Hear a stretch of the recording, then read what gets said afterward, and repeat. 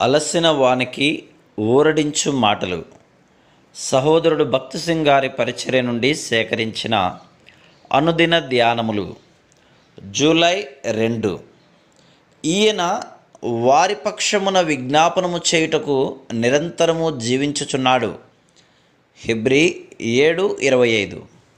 క్రీస్తు శకం 90వ సంవత్సరములో అపోస్తలుడైన యోహాను యేసు ప్రభువును గురించిన సాక్ష్యము నిమిత్తమును దేవుని వాక్యము నిమిత్తమును పద్మాసు ద్వీపములో ఖైదీగా ఉంచబడెను.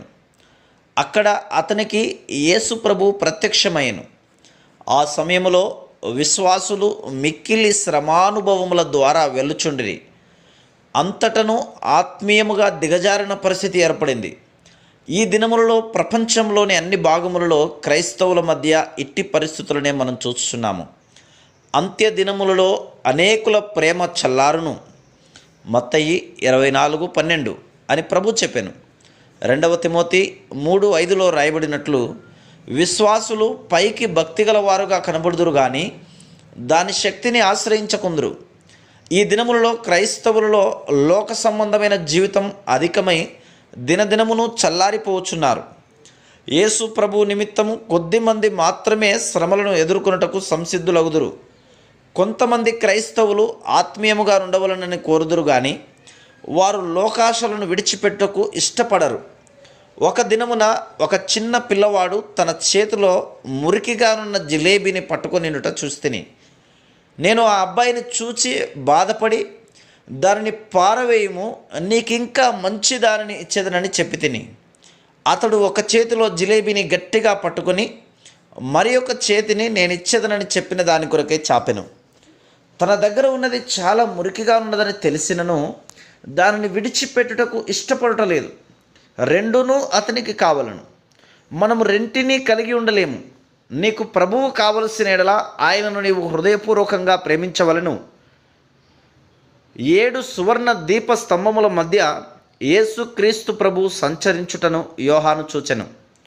ప్రభువు యోహానుతో, నాకు మిశ్రిత జనాంగము కానీ లౌకిక సంఘము కానీ వద్దు.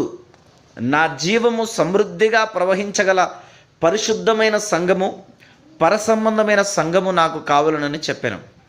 కానీ సంఘములోనికి లౌకికత్వమును తీసుకుని వచ్చు వారిని మనం చూస్తున్నాము. వారి ద్వారా ప్రభువైన యేసుక్రీస్తు తృప్తి చెందలేదు. ఆయనకు స్వచ్ఛమైన బంగారము కావలను. అందువలననే ఆయన తన ప్రజలను శుద్ధి చేయుటకు అగ్నిని అనుమతించును. బంగారము అగ్ని చేతనే శుద్ధి చేయబడును. క్రింద పైన కూడా అగ్నియే. మన ప్రభువు అపోస్తలుడైన యోహానుతో, యోహాను ప్రజలను శుద్ధి చేయుటకు అగ్నిని పంపి ఉన్నాను అని చెప్పాను. మనకు భవనములున్నను లేకున్నను అది ముఖ్యము కాదు. మన సంఖ్య తక్కువ ఎక్కువ అనున్నది ముఖ్యము కాదు. మనము చదువుకొనిన వారమైనను లేక చదువుకొనని వారమైనను ఏ భేదము లేదు.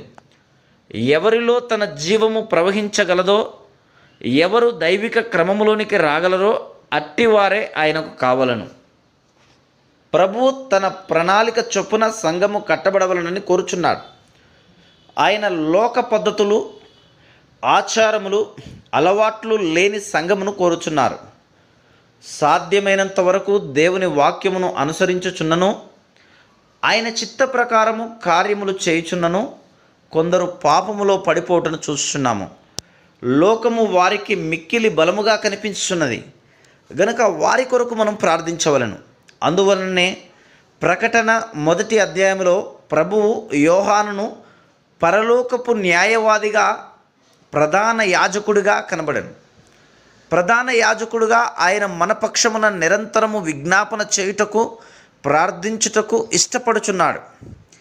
ఆయన జతపని వారముగా మనము కూడా అట్టి పరిచర్య చేయవలను. Praise the lord.